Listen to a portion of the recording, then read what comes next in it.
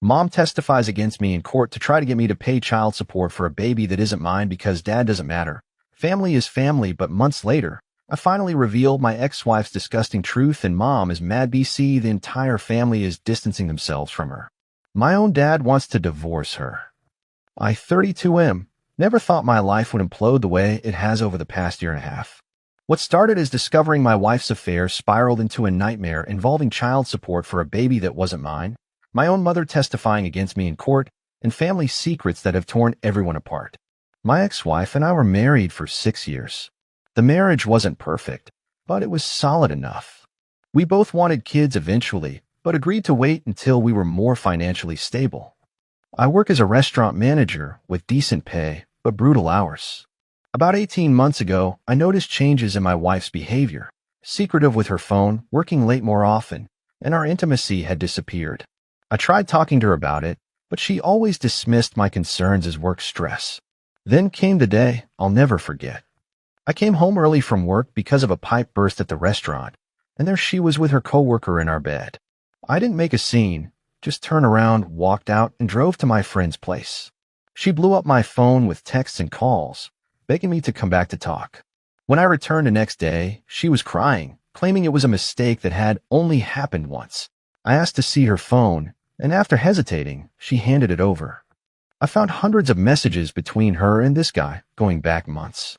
They weren't just having an affair, they were making plans for a future together. I moved out that day and filed for divorce within the week. The divorce was straightforward since we didn't have kids or many joint assets and was finalized 3 months later. I thought that would be the end of it. Boy, was I wrong. About 2 months after our divorce, my ex contacted me saying she was pregnant and that I was the father. I was shocked because we hadn't been intimate for months before our separation.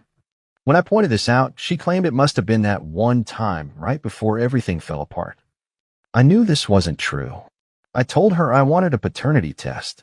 She got angry, saying I was abandoning my responsibilities and needed to man up and support her and the baby. I refused, and she threatened to take me to court. True to her word, I was served with paternity and child support papers a few weeks later. I hired an attorney immediately who assured me that with a paternity test, this would be easily resolved. What I didn't expect was my own mother's reaction. Instead of supporting me, she was furious that I was abandoning my child. No matter how many times I explained the timeline didn't add up and that my ex had been cheating, my mother wouldn't listen.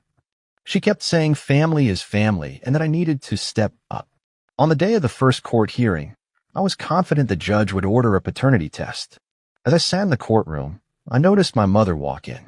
I assumed she had come to support me, despite our disagreement. I couldn't have been more wrong. When our case was called, my ex-wife's attorney called my mother as a witness. I was completely blindsided. My mother took the stand and testified that I had admitted to her that I was the father, but was trying to get out of my responsibilities. She claimed I had a history of running away from problems and was just trying to avoid paying child support. None of this was true. I had consistently maintained that the baby couldn't be mine.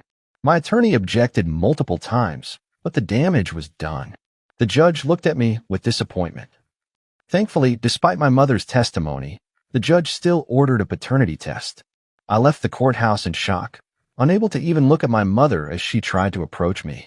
My father, who couldn't attend the hearing due to work, was livid when I told him what happened. He couldn't believe my mother would lie under oath against her own son. That night, he called to say they'd had the biggest fight of their 35-year marriage. The paternity test results came back 2 weeks later, confirming what I knew all along. I was not the father. The case was dismissed, but the damage to my family was already done. My mother refused to apologize. Instead, she doubled down, saying biology doesn't make a family, and that I should have stepped up regardless. She actually had the audacity to claim that since I had been married to my ex when the baby was conceived, which wasn't even true, I had a moral obligation to support the child. Meanwhile, my ex had moved in with her coworker, the actual father of her child. Yet she was still bitter about losing the case and began spreading rumors in our social circle that I had abandoned her when she got pregnant. At this point, I was emotionally exhausted and just wanted to move on. I started seeing a therapist and focused on my job and rebuilding my life. But the situation with my mother continued to eat at me. Then came the next bombshell. About 6 months after the court case, I was having dinner with my father when he confided something that made everything suddenly make sense. My mother had had an affair early in their marriage, and my older sister, 36F, who I always believed was my full sister, was actually the product of that affair.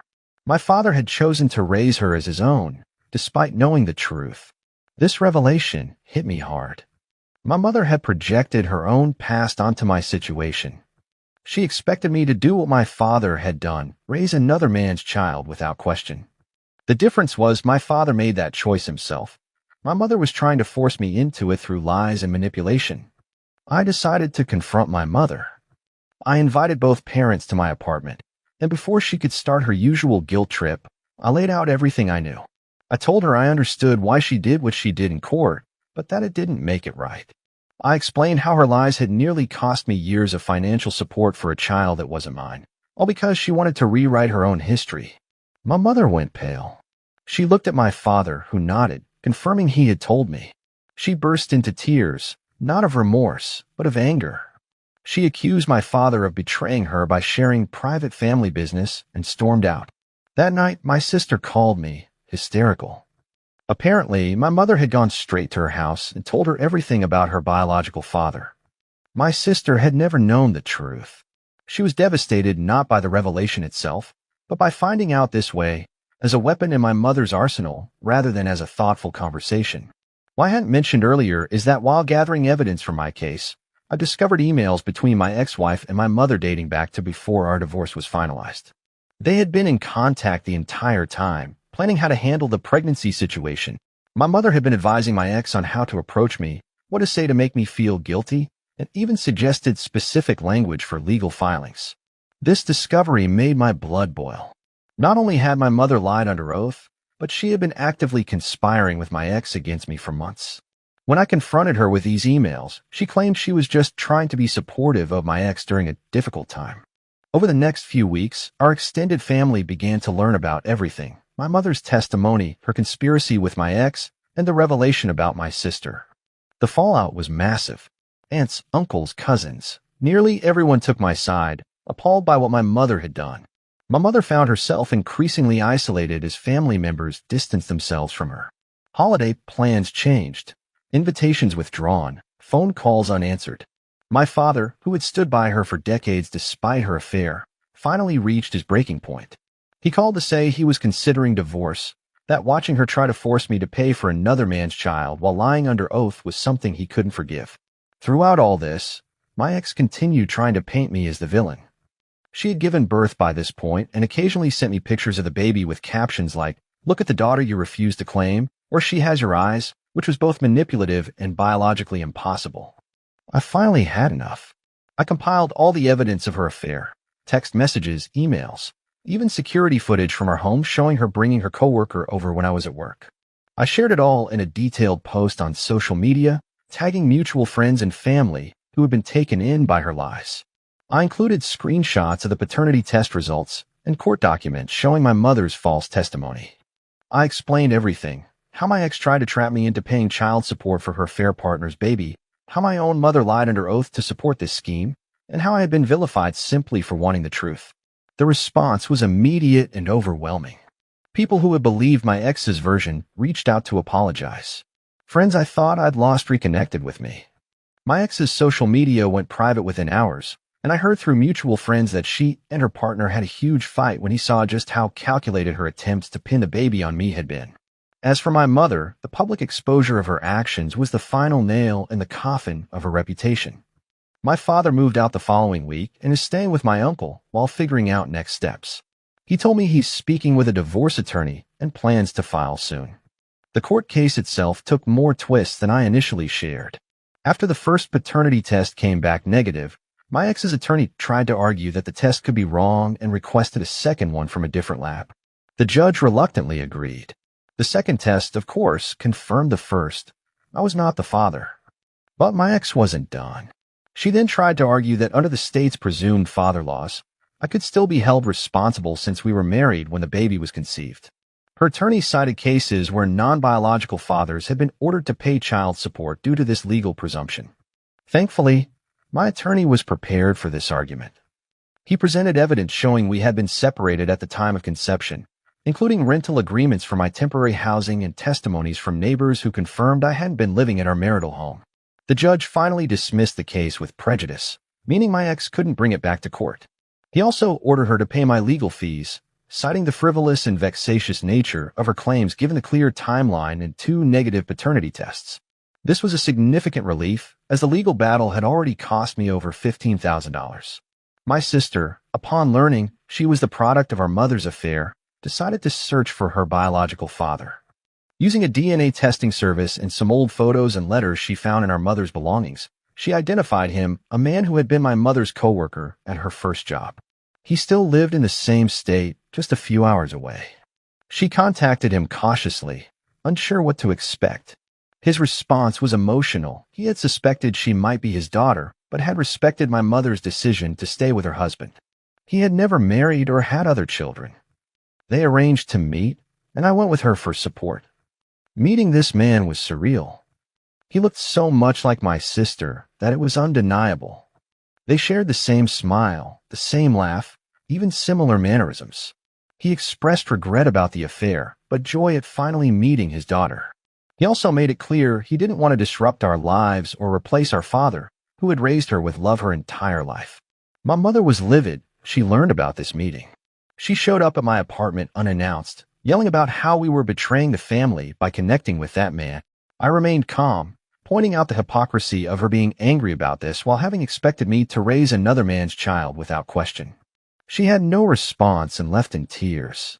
My father, despite the pain of revisiting this old wound, expressed support for my sister's decision to meet her biological father. He said knowing the truth and having questions answered was her right. His grace through this process only highlighted how petty and selfish my mother's behavior had been. As for my ex-wife, I heard her partner isn't thrilled about parenthood. He misses important appointments and is generally unreliable. My ex, desperate and struggling, actually reached out again, suggesting we could work things out for the sake of our family. I forwarded the message to my attorney, who sent a cease and desist letter. The irony, she threw away our marriage for this guy, tried to force me to pay for their child, and now that he's disappointing her, she wants to come back to the security I once provided. My sister and I have become closer through all this. We've been supporting each other through family therapy sessions, which has been healing for both of us. She's developed a relationship with her biological father, with clear boundaries that respect my dad's role in her life. My mother remains isolated, still unwilling to acknowledge what she did. She occasionally sends messages saying she misses her family and doesn't understand why everyone is being so harsh with her. Her inability to take responsibility continues to be the barrier to any reconciliation. I've somehow managed to keep my job and even received a promotion to general manager. I've started dating again cautiously. My current girlfriend knows the whole story and has been incredibly supportive. It's been a hell of a journey.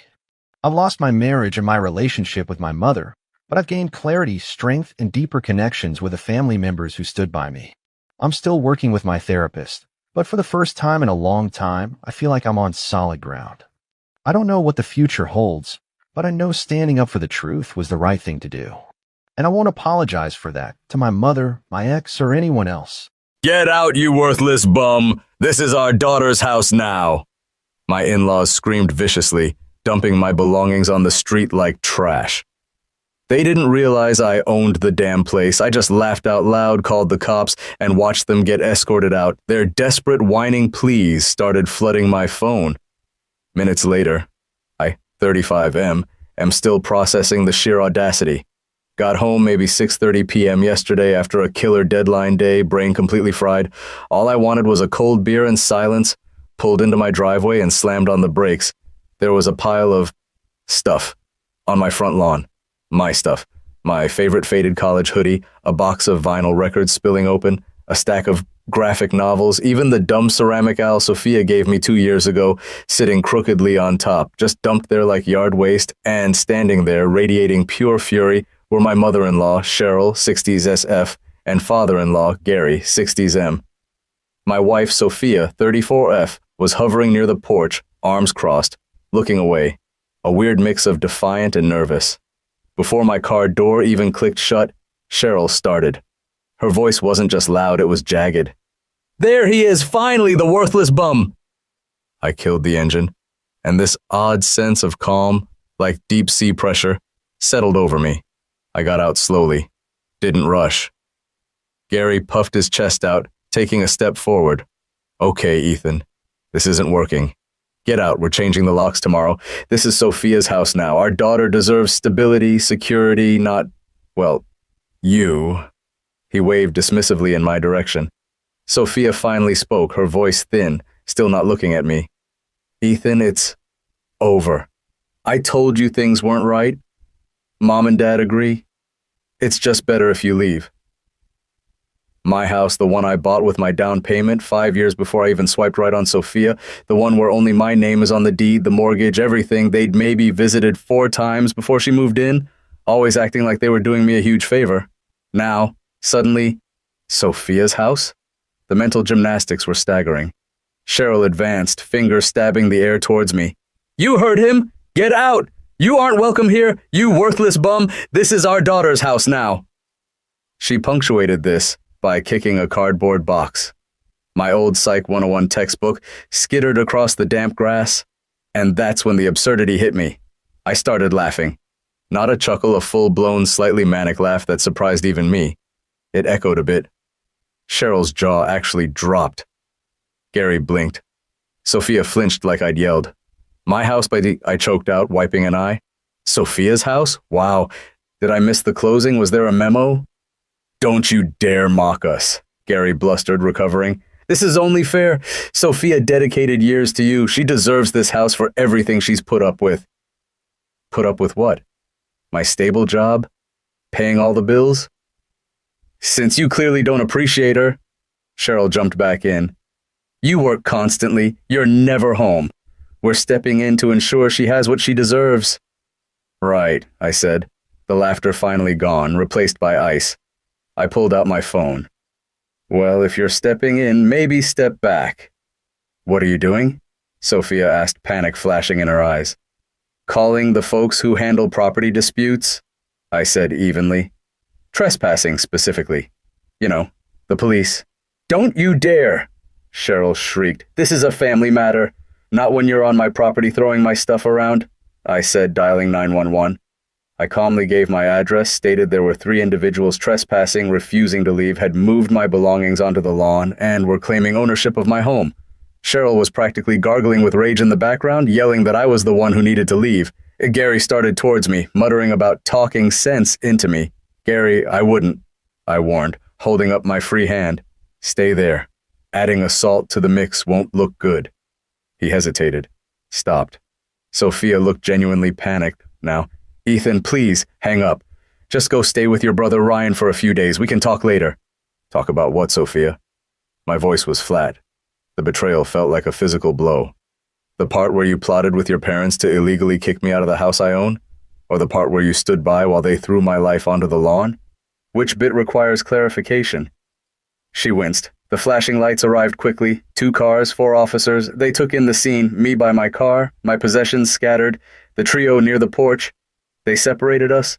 2 officers talked to Cheryl, Gary, and Sophia, while the other 2 spoke with me. I explained again, showed my license with the matching address. Mentioned the deed was solely mine, premarital. The senior officer listened, nodded, his face unreadable. He then rejoined the other group. I heard snippets. His legal residence, civil matter for the courts, must vacate the premises immediately. Cheryl went nuclear. It's her marital home. He can't just throw her out. We aren't leaving. Gary puffed up again. We're staying to protect our daughter. The officer's patience visibly thinned. Ma'am, sir, this isn't optional. This is his property according to the ID provided. You are trespassing. You need to leave now. Cheryl planted her feet. No! That was it. One officer took Cheryl firmly by the arm. She shrieked and tried to pull away. Another officer firmly steered Gary towards the sidewalk. It wasn't rough, but it was decisive. Physically escorted off my property, yelling threats and insults the whole way. You'll regret this. We'll see you in court. Sophia trailed after them, head down, crying. She didn't look back. As their car, parked suspiciously down the block, sped off, my phone exploded. Texts, missed calls, voicemails. Cheryl's incoherent rage, Gary's faux disappointed guilt trips. I thought you were a better man than this, Ethan. Sophia's whining texts. Ethan, please call me. It's not what it looks like. My parents were just worried. We can fix this. Ignored them all. Methodically gathered every single item. Carried it all back inside. Locked the door. Felt shaky, furious, but weirdly resolute. First call tomorrow. Locksmith. Second, divorce lawyer. They actually thought this would work. Unfreaking believable. Update. Okay. Update time. Things have gotten messy. Thanks for the support on the last post. Nice knowing I'm not alone in dealing with extreme entitlement. Met with my lawyer, Mr. Davies. Sharp, focused guy. Laid out the whole story, documentation in hand. Deed, mortgage, tax bills, all predating Sophia, all solely mine. He confirmed my position. The house is separate property, end of discussion legally. Sophia might have a theoretical claim to a tiny slice of appreciation if she could prove substantial direct contribution, which Davies agreed was highly unlikely based on the financials I provided. I paid everything significant. He started drafting the divorce petition. Grounds: irreconcilable differences, but he included a factual summary of the lawn incident as context for her behavior. The harassment didn't stop, it just mutated. Constant calls, caller ID is my friend. Texts ranging from Cheryl's all-caps threats, "You will pay for this," to Gary's attempts at manipulation, "Think of the good times, Ethan, don't throw it all away," to Sophia's pleading, "Ethan, please talk to me, I miss you." Then Sophia's older sister, Heather, 38F, entered the fray. Heather always fancied herself the family fixer. Started with saccharine texts. "Ethan, honey, you need to talk to Soph. This is tearing her apart." When I ignored those, the claws came out, angry voicemails. "You gutless coward, answer the phone!" Then the doorbell started ringing one evening. Non-stop. Ding dong, ding dong. Checked the video doorbell. Heather, looking furious. I ignored it. Then the banging started. Loud enough to rattle the door frame. "Ethan, open this damn door. You owe her. You think you can just kick her out after everything?" The projection was stunning. Saved the video, called the non-emergency line, referenced the prior incident, emailed the footage. Police paid her a visit. The direct harassment from her stopped, but I knew she wasn't done. Subtler stuff started. Fraud alert on my credit card for an online order I didn't place. Caught it. Card canceled. An alert from my bank about a blocked suspicious login attempt. Changed passwords everywhere. Then came the deluge of junk mail for Sophia at my address. Bridal magazines, parenting catalogs. We have no kids. Credit card offers galore. Annoying. Possibly an attempt to establish residency. Marked return to sender. Addressee no longer resides here. Straight to recycling. Gary and Cheryl started with slow, creepy drive-bys past the house. Then Gary escalated slightly, yelling, "Enjoy it while you can." Out his window one afternoon. Felt like something out of a bad movie. Installed 2 more cameras covering the street. The smear campaign intensified. Heard from my brother Ryan that Heather had called him, launching into a tirade about how I was unstable, abusive, controlling, and had tossed Sophia out, penniless after I supposedly had an affair. Ryan knows me, knows the family dynamic, and shut her down fast. But they were clearly trying to poison the well. Heard from Megan, Sophia's cousin who's quietly sympathetic, that Cheryl had cornered her at a family function, boasting about how they were taking care of things and ensuring Sophia got the house she deserved. The pre-planning was real. Sophia's lawyer sent a formal demand letter to Mr. Davies. The ask, 50% of the house's current value, $5,000 a month spousal support, and I pay her legal fees. Davies' response was ice cold. Reiterated the house's non-negotiable, separate property, CC'd the deed again, referenced the police reports regarding the eviction attempt and Heather's harassment, stated spousal support was non-starter given her conduct and short marriage. He agreed to discuss division of actual marital assets, like the small joint savings, but only after the house issue was formally dropped. Blocked all their numbers, all comms via lawyers now. It's stressful. There are nights I don't sleep well, but every ridiculous demand, every failed stunt just steals my resolve. They thought I'd crumble. Big mistake. Final update, deep breath, it's done. Finally, completely, officially done. The divorce decree is finalized, and the consequences for team entitlement? Pretty much exactly what they engineered for themselves. The last couple of months were a drag legally, but predictable. Heather, after being shut down by my work HR for sending harassing emails, which Davies also documented, tried one last stunt. A fake social media profile using my name and pictures. Started posting inflammatory nonsense. It caused a brief headache. Had to explain it to my Aunt Linda, who saw it and called me worried. But it was clumsy. Davies sent a cease and desist. We reported the profile. It got nuked. That seemed to finally silence Heather. Cheryl and Gary kept up their pity tour, but it lost steam. People started avoiding them. Their narrative of the abusive husband kicking out poor Sophia just didn't stick once the facts about the house ownership and the lawn incident trickled out, mostly via me calmly stating facts when asked directly. The legal process crawled a bit. Requests for discovery, where Sophia couldn't produce a single document proving financial contribution to the house. Scheduling conferences, her lawyer kept trying to push for mediation focused on the house. Davies shut it down every time.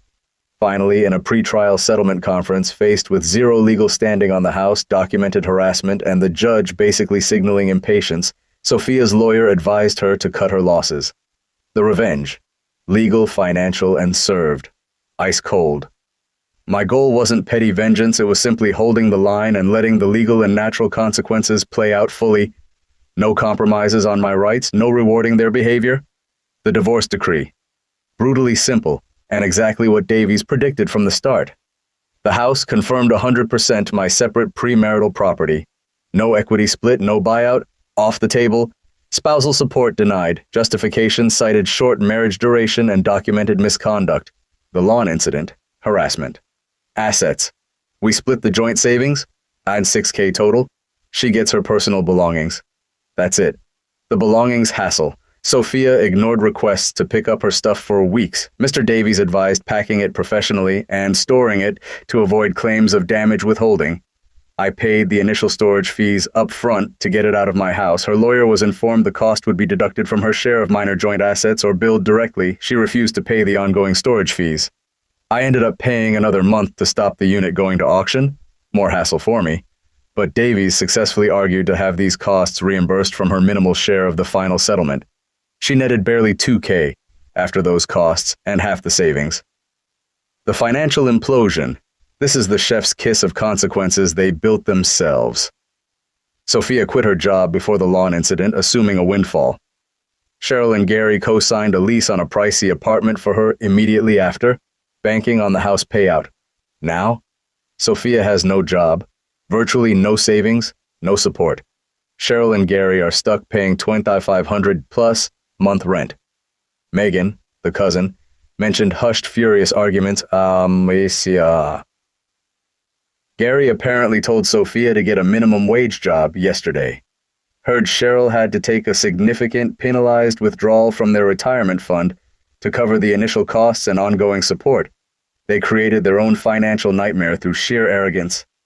Social fallout. The isolation solidified. Most mutual friends faded out or explicitly took my side once the facts emerged. They tried hosting a summer BBQ. Apparently it was mostly just them and Heather awkwardly poking at burgers. Their attempt to control the narrative failed miserably. They're seen not as victims but as grasping and foolish. How am I doing? Relieved doesn't cover it. Vindicated. Lighter. It was a draining 4 months. Stress. Anger. Moments of profound disappointment in the person I married, but seeing the legal process work, methodically dismantling their entitled fantasy, brought closure. The house feels like mine again. Quietly reclaiming it, new paint, rearranging furniture, catching up with friends they didn't approve of, planning a road trip, thinking seriously about that rescue dog. The quiet isn't lonely, it's peaceful. My phone stays silent now, no desperate texts, no angry calls, just peace. They tried to take everything. They ended up wrecking their own finances and reputation, couldn't have scripted a more fitting end based on their own actions. Thanks for following along, Reddit. Time to close this chapter.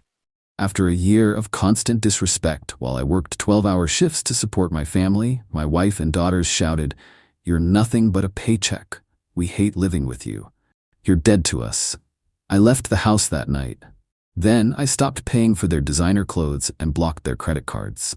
Now, they are apologizing and begging me to return. I'm Austin, 48 male. For the past year, maybe longer if I'm honest with myself, Things at home have been rough. I work a demanding job. 12-hour shifts are common, sometimes more. It's stressful, but it paid the bills. More than paid them, actually. My wife, Gloria, 46, hasn't worked since our eldest, Marie, 20, was born. Our younger daughter, Teresa, 18, just started college. Or was supposed to be. Focusing on her studies, not her social calendar, which seemed to be her main priority. The disrespect started subtly. Snide comments about my clothes. Eye rolls when I talked about my day. Then it became more overt. Constant complaints that I wasn't fun anymore. That I was always tired. That I didn't buy them enough.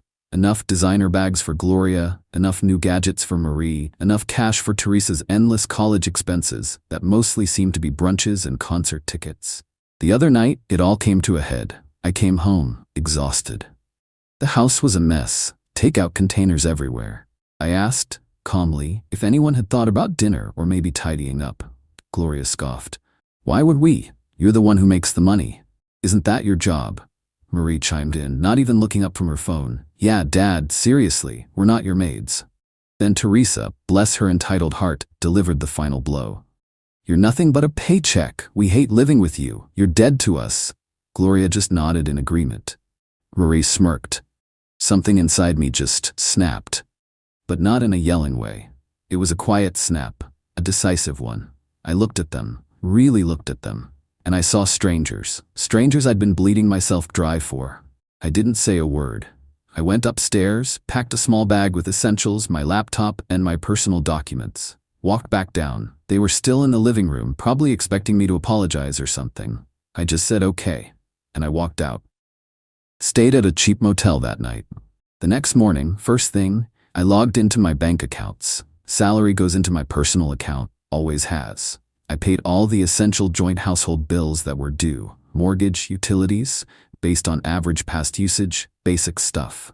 Then I called the credit card companies. The cards Gloria, Marie, and Teresa had, the ones linked to my main account with generous limits, reported as compromised to be safe, then requested they be fully canceled and deactivated, not just blocked. Confirmed their deactivation. I transferred a modest sum to our old joint checking account, enough for groceries for a week or two, nothing more. Then I changed the password to my own online banking and enabled two-factor authentication on everything. It's been 3 weeks since I left. I found a small furnished apartment. It's quiet. Too quiet sometimes, but peaceful. The silence is a hell of a lot better than the constant chipping away at my soul. My phone started blowing up about 24 hours after I left. First confusion, then annoyance, then outright rage when the cards started declining. Haven't answered a single call or text. Let them stew in it. Am I the a-hole for finally drawing a line? I don't even know anymore. Just tired. Update. Okay, so it's been another couple of weeks since I walked out. 5 weeks total now. The peace and quiet in my new place? Still golden. The drama from the old house? Predictably, it's escalated. The initial barrage of angry calls and texts eventually died down, replaced by a different tactic. Guilt trips, voicemails from Gloria, her voice dripping with false concern. Austin, honey, are you okay? We're so worried. Please just come home, we can talk about this. Yeah, right. Talk means me resuming my role as the human ATM. Then Marie started. Texts like, Dad, my sorority has a formal, I need a new dress. My card isn't working. This is so embarrassing. Followed by, seriously, Dad, you're gonna ruin my social life because you're having a meltdown? Teresa's approach was more direct. My allowance didn't come through. Fix it. I have bills. Her bills are probably for avocado toast and a new vape. The best part? Gloria's sister, Janice, decided to weigh in. She called me, left a long, rambling voicemail about how I'm abandoning my family, how Gloria is a wreck, doubtful, probably just inconvenienced, and how I need to man up and fix the mess I created. Apparently, me expecting basic human decency and not wanting to be treated like a walking wallet is me creating a mess. Good to know. I continued to pay the mortgage and the budgeted amount for essential utilities on the house directly from my account. I'm not a monster. I don't want them on the street. But the gravy train? Derailed. Permanently. A few days ago, Gloria managed to get a new credit card in her own name, or tried to. Surprise! With no income of her own for 2 decades, her credit score is probably in the toilet. She must have found out the hard way because the tone of her messages shifted again. Now it's demands. You will reactivate my cards. You will transfer my allowance, lol. Her allowance. The audacity. Marie tried a different angle. She showed up at my office. My workplace has decent security, so she didn't get past the lobby. My colleague, a good guy named Noah, called me to say a very upset young woman was demanding to see me. I told him to tell her I was in a meeting and unavailable. She apparently caused a bit of a scene, crying about how her father abandoned her and she couldn't afford her tuition, which I'd already paid directly to the college for the current semester for both girls. Security eventually escorted her out. A little embarrassing for me, but also validating. Her behavior just confirmed I made the right call. The most recent development, I got a letter from a lawyer. Not a scary official one, just a vaguely threatening letter drafted by what looks like a bottom-feeder attorney Gloria must have found. It hinted at financial abandonment and spousal support and blah blah blah. My own lawyer, who I consulted the week I left, had a good chuckle over it. He said it's mostly bluster at this stage. I've been documenting everything. Every disrespectful text, every entitled demand, every voicemail, just in case. The quiet in my apartment feels less like loneliness and more like freedom every day. Still moments of sadness, of course. Decades of my life were tied up with them. But the constant knot in my stomach? Gone. They really thought I was just a machine that spits out cash. Time for a system update, I guess. Update. Alright, buckle up, because the Entitlement Express has officially gone off the rails and crashed into a dumpster fire. Things have escalated. It's now 8 weeks since I left. So, after Marie's little stunt at my office, I had a chat with HR and building security, just to make sure they knew the situation and that under no circumstances were any of them to be allowed up. They were very understanding. Gloria, after her lawyer's letter didn't magically make money appear, apparently tried a new tactic. About a week ago, I noticed on my old credit card statements, the ones now fully closed, several declined transaction attempts from high-end department store websites. They were actually trying the old canceled card numbers. Just got a transaction denied notification from the closed account's history. Pathetic and a little alarming, they'd even try. Good thing those cards are truly dead. Just shows their desperation. Then came the utilities. Remember how I said I was paying the budgeted amount for essentials? Well, with me not there to nag them about turning off lights or not running the AC at full blast 24/7, their electricity bill skyrocketed. The water bill too. I got a notification that the auto payment for the electricity bill was declined because the total bill exceeded the pre-authorized budgeted limit I'd set for that specific utility payment. The calls started again, this time panicked. Gloria, Austin, the power company is threatening to cut us off. You have to pay this. Me? Via text, keeping it brief. The agreed budget was paid. Overages are your responsibility. Her, but we don't have any money. This is your fault. My internal thought, my fault you can't live within a reasonable budget? Interesting. Marie and Teresa apparently decided to help. I found out from a former neighbor, who I still chat with occasionally, that they tried to have a yard sale. Selling, wait for it, my old tools, my golf clubs, and some of my clothes I'd left behind in the main closet. My neighbor, bless her, actually called me when she saw it happening. I immediately called my lawyer. He drafted a cease and desist letter so fast it made my head spin. Sent it via courier to the house. The sale stopped pretty quick after that. Some of my stuff was already gone, apparently sold for pennies on the dollar. Infuriating. But also kind of pathetic on their part. Gloria's sister Janice resurfaced. This time she ambushed me at a coffee shop I frequent near my new place. How she found out I go there I have no idea, probably got it from Gloria. Janice. Austin, this has gone on long enough. You're tearing your family apart. Gloria is selling her jewelry to buy groceries. Me? Good, maybe she'll learn the value of money. You're being cruel. They are your family. They defined our relationship pretty clearly. I was a paycheck. The paycheck is no longer dispensing funds beyond its obligations. She huffed and puffed about me being heartless and stormed out. The selling her jewelry part was interesting.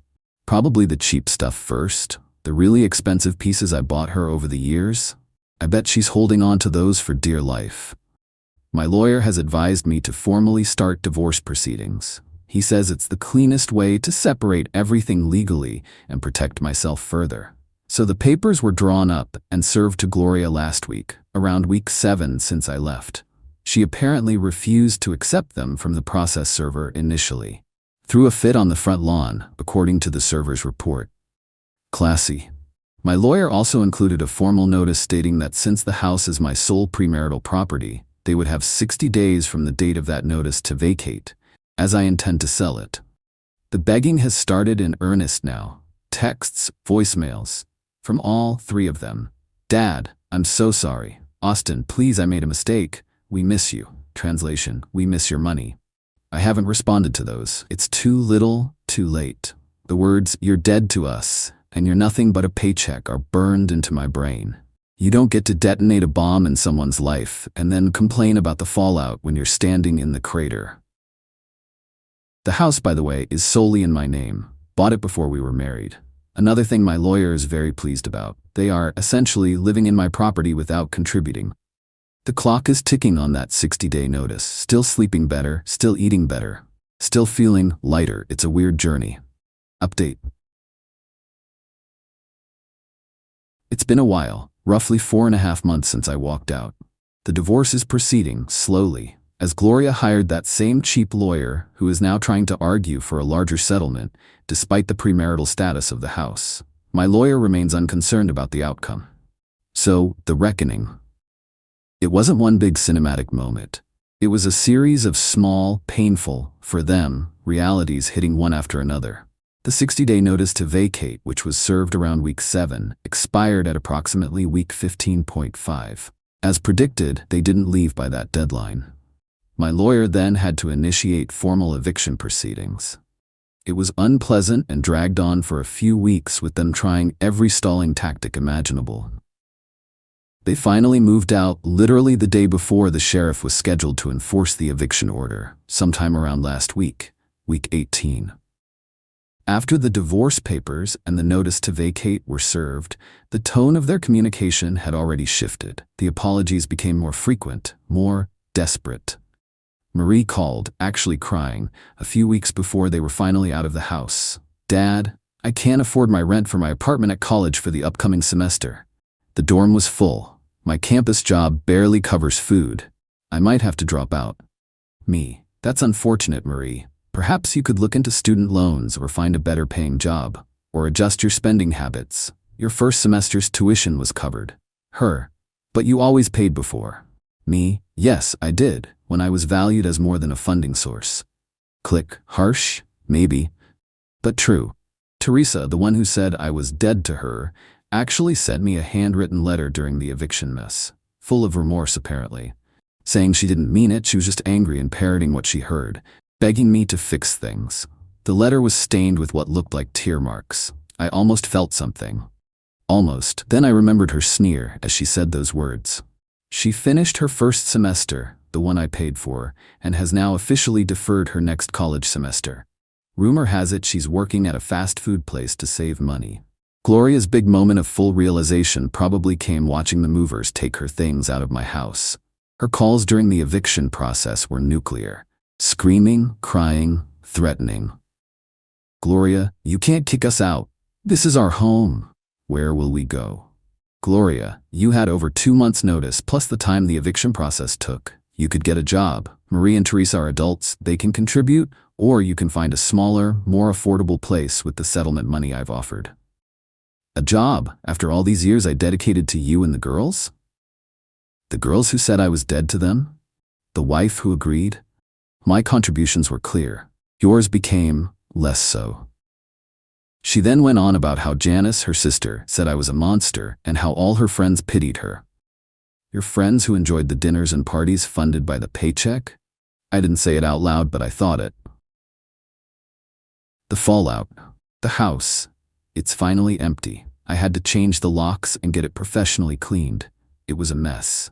It's now on the market. Gloria and Teresa moved in with Janice, cramped, I hear.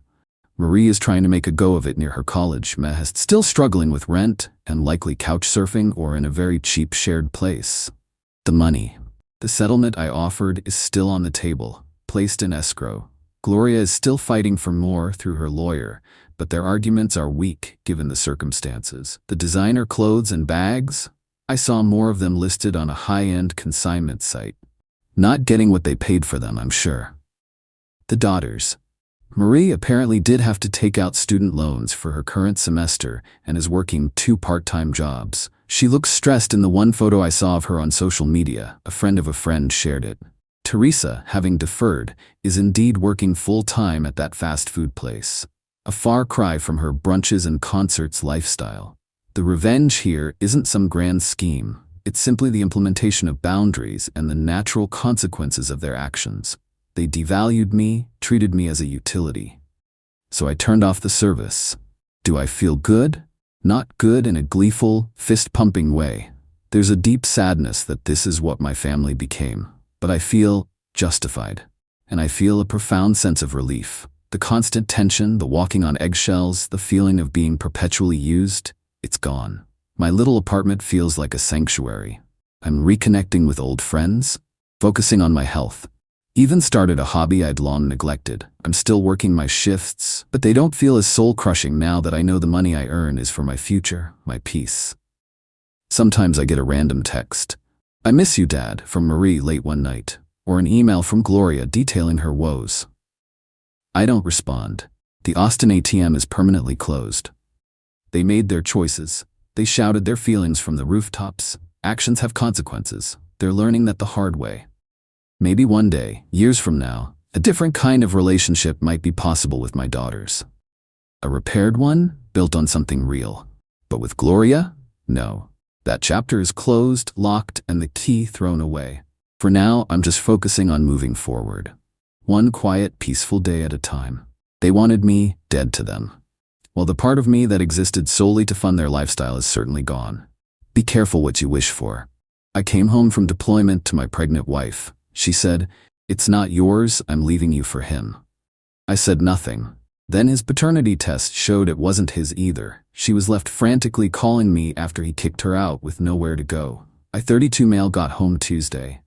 8 months in a place where the air tastes like sand and the sun tries to kill you. The whole flight back, all I could think about was the door to our apartment, opening it. Dropping my bags and holding my wife, Catherine, 30.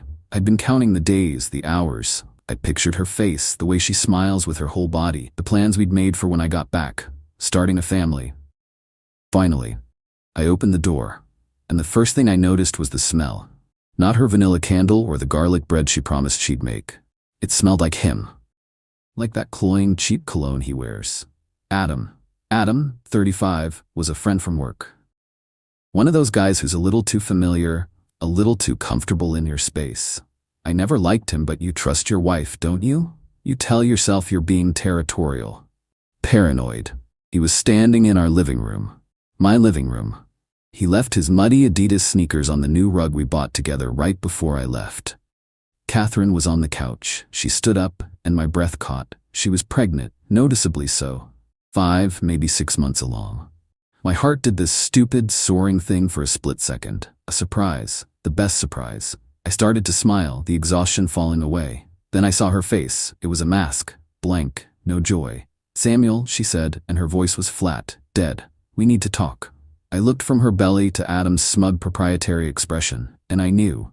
The math didn't add up, but the picture was crystal clear. "It's not yours," she said. No preamble, no tears, just a statement of fact. "It's Adam's. I'm leaving you. I'm going with him." I said nothing. My mind, it didn't go to rage. It didn't go to heartbreak, not yet. It went quiet. It became a camera, just recording details. The packed suitcases by the door. Not mine. Hers. The way Adam put his hand on the small of her back, a gesture he had no right to. The fact that she was wearing the expensive maternity top I'd ordered for her online 2 months ago, a for when we get started gift. The irony was so thick I could taste it. "Did you hear me?" she asked, a flicker of annoyance in her tone. "I'm leaving." "I heard you," I said. My voice was steady. It surprised even me. Adam puffed out his chest. "Look, man, these things happen. We didn't mean to hurt you." I looked at him, really looked at him. The architect of this little drama. The man who wore his knockoff watch like it was a Rolex and stood in my home telling me he didn't mean to hurt me. I felt nothing for him. He was a piece of the puzzle, not the puzzle itself. I need you to sign the divorce papers, Catherine said, pushing a manila envelope across the coffee table. We want to get married before the baby comes. It's a no-fault state. It'll be quick. She'd already seen a lawyer, already had everything planned. This wasn't a confession, it was a business transaction. I was a loose end to be tied up. I didn't touch the envelope, I just nodded. I walked past them into our bedroom. My side of the closet hadn't been emptied, but it had been invaded.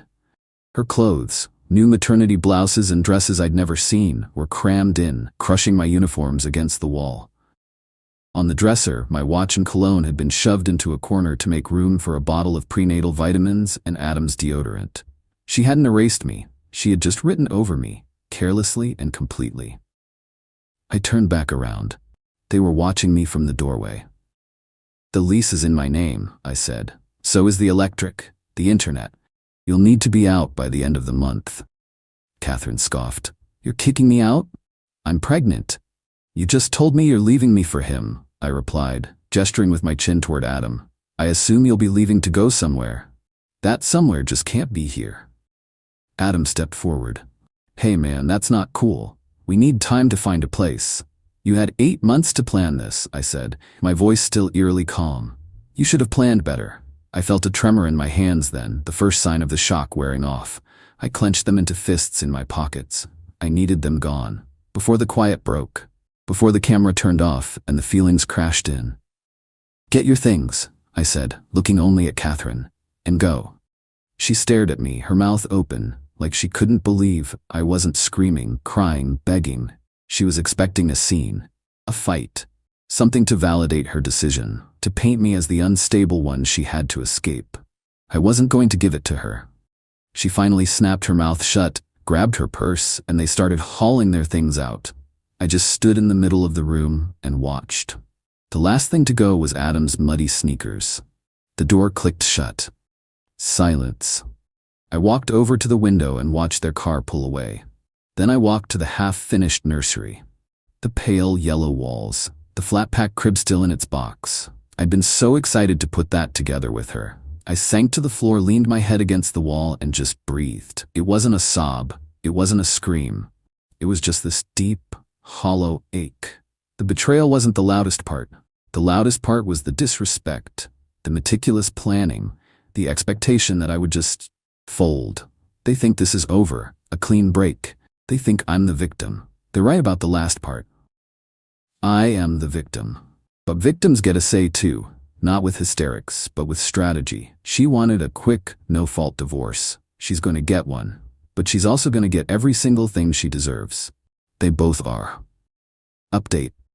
It's been a strange 2 weeks. The quiet in the apartment is a physical presence. I've methodically dismantled our life together. It's like cleaning up a crime scene. My crime scene. The first thing I did, the day after they left, was see a lawyer. Not just any lawyer. The sharpest, most ruthless family law attorney in the city. A shark. I laid out the facts, calmly and clearly. He was impressed by my lack of emotion. I told him, the emotion is a luxury I can't afford right now. I need to secure my assets. Actionable steps were taken immediately. Finances. Our joint savings account had a little over $22,000 in it. My lawyer advised me to withdraw exactly half. Not a penny more. I transferred $11,000 into a new personal account. Next, I logged into our joint credit card account, for which I am the primary holder, and reported the physical card as compromised. This small, decisive keystroke would instantly deactivate it for any user and ensure the replacement card was mailed only to my address. It was a clean way to sever a financial artery. I also changed all my passwords. Spotify, Netflix, Amazon, everything. Petty? Maybe, but it's about drawing lines. My life is no longer funding theirs. The apartment. I emailed the property management company. I informed them that my wife had vacated the premises, and that I, the primary leaseholder, would be the sole resident until the lease expires in 2 months. I gave my official notice that I would not be renewing. I made a special point to request that the full $2,850 security deposit be returned only to me at my forwarding address, which I don't have yet but will. The divorce papers. I had my lawyer review the papers Catherine had shoved at me. They were a DIY disaster, clearly downloaded and filled out to benefit her completely. My lawyer redrafted them. Ironclad. A simple, clean dissolution of the marriage. No spousal support, she works, and the affair nullified any claim anyway, and a clear division of assets based on what we came into the marriage with. Everything I owned before her, I kept. Everything she owned, she kept. Marital property was to be split 50-50, and that includes debt. The first phone call came 3 days after they left. It was Catherine. My card was declined at motherhood maternity, she said, her voice tight with anger. What did you do? The card was compromised, Catherine, I said, inspecting a scuff mark on the wall. A new one is on the way to me.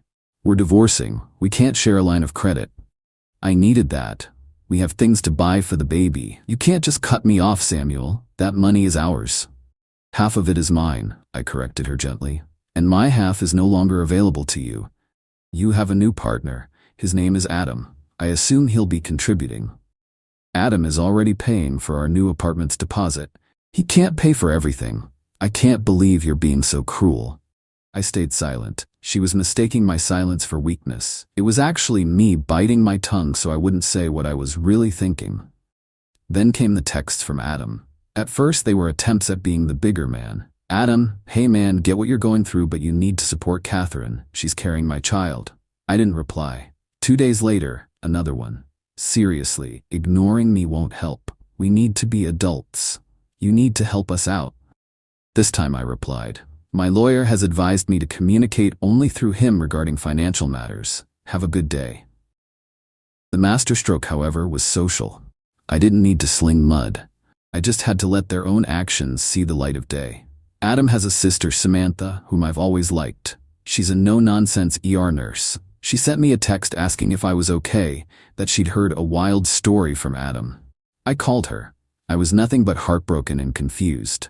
I just don't get it, Samantha, I said, letting the genuine pain seep into my voice for the first time. Catherine told me the affair started 4 months ago, but her due date, it doesn't quite line up with that. It's off by about 6 weeks. It's probably just my head spinning, you know? The math is fuzzy. I didn't accuse, I didn't suggest anything. I just planted a seed of doubt, a simple logical inconsistency. I knew Samantha. She's a nurse. She understands timelines and biology. She loves her brother, but she hates being played for a fool. I knew she'd start asking Adam some hard questions. The kind of questions he wouldn't be prepared for. Yesterday, I got a frantic, rambling email from Catherine.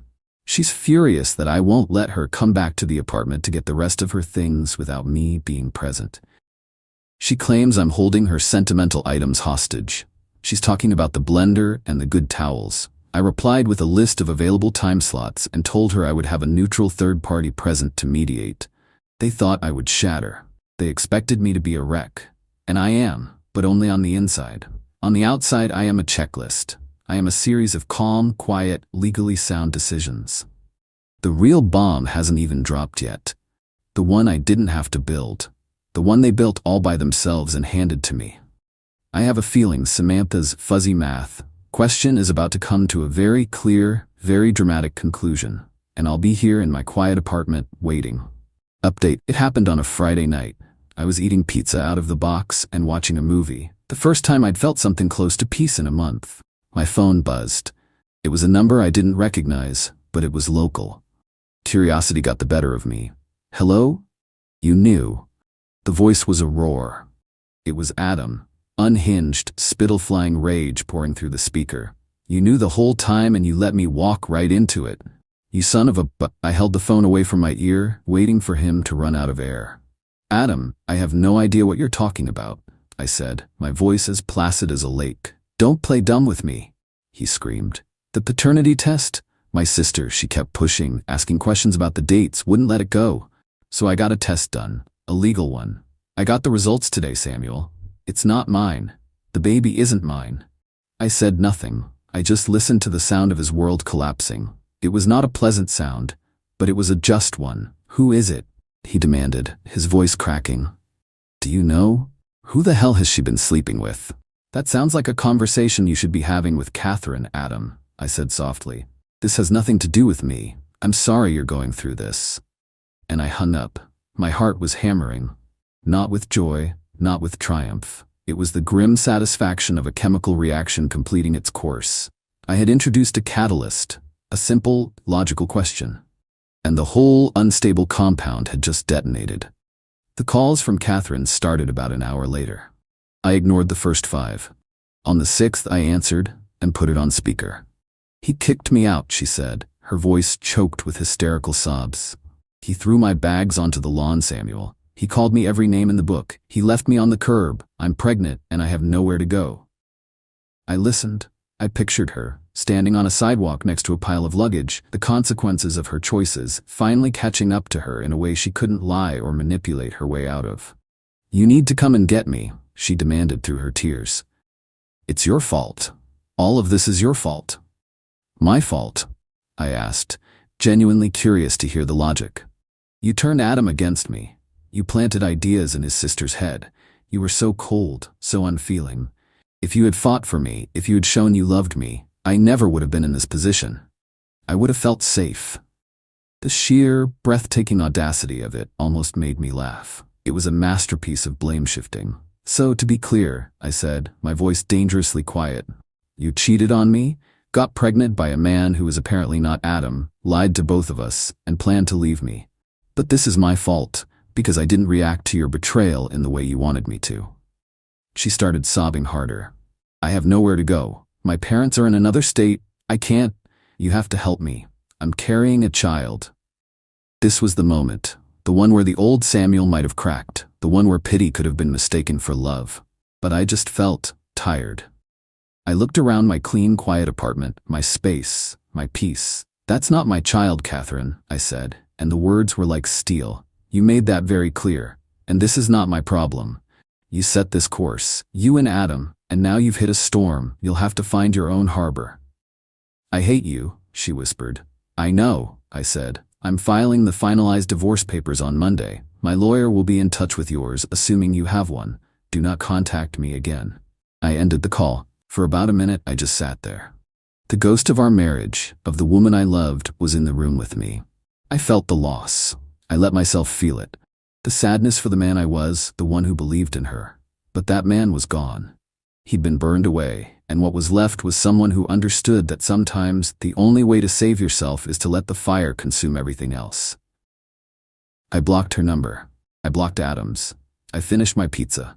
The next morning, I got an email from the property manager, a follow-up to my notice. They confirmed the move-out date and reiterated that the security deposit check for $2,850 would be mailed exclusively to me. Another loose end, neatly tied. Final update. It's been almost a year since I came home from deployment. The divorce was finalized 6 months ago. It was as clean as my lawyer promised. Catherine, having no real legal leg to stand on, had to sign. She tried to fight for spousal support, but the evidence of infidelity in her own gainful employment made that a non-starter. I don't live in that city anymore. I took a promotion that required relocation. New city, new apartment, new life. The only thing I took from the old apartment was my books, my clothes, and the security deposit check. They sent back $2,675. The letter stated they docked me for scuff marks on the wall and a deep cleaning fee for ground-in dirt on the hardwood entry, which felt like poetry. I have a small balcony now.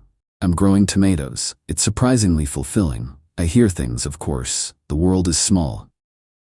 Catherine ended up moving back in with her parents. She had the baby, a little girl. Through a mutual acquaintance who can't help but gossip, I heard the biological father was another coworker, a guy she'd had a brief, drunken fling with a week before she started things with Adam. He's married. He denied everything, refused a paternity test, and threatened legal action if she contacted him again. His wife apparently believes him. So Catherine is on her own, raising a child with no support from any of the men in her life. Her parents are reportedly not thrilled. Their daughter, the one they were so proud of, is now a single mother, living in her childhood bedroom, her grand plans in ashes. There's no justice in that, not really. Just a deep, profound sadness, a life ruined by a series of selfish choices. Adam, from what I've heard, is a mess. His reputation at their old workplace took a massive hit. The story got out, the real story, and he came off looking like a fool and a homewrecker. He quit his job a few months ago. The last I heard, he was dating again, but is intensely paranoid, demanding absolute transparency from his partners. The experience seems to have broken something in him. I received one final communication from Catherine about a month after the divorce was final. It was an email with the subject line, "I hope you're happy." It was a long, rambling tirade. It detailed all of her struggles, blamed me for my cold and calculated revenge, and accused me of destroying her life just when she was on the verge of happiness. She said I could have saved her, but I chose to watch her burn instead. I read the whole thing. I didn't feel anger. I didn't feel satisfaction. I just felt distance. She still saw me as a main character in her story, the villain. But the truth is, I'm not in her story at all anymore. I'm a prologue she wrote herself out of. I'm a supporting character in my own life right now, and the protagonist is the man I'm trying to become. He's a guy who goes to the gym, who is reconnecting with his family, who is learning to trust his own instincts. He's a man who understands that true justice isn't about revenge. It's about methodical, deliberate survival. It's about weathering the storm someone else creates and then sailing away, leaving them to the wreckage of their own making. I archived her email without replying. I watered my tomatoes, and I didn't look back.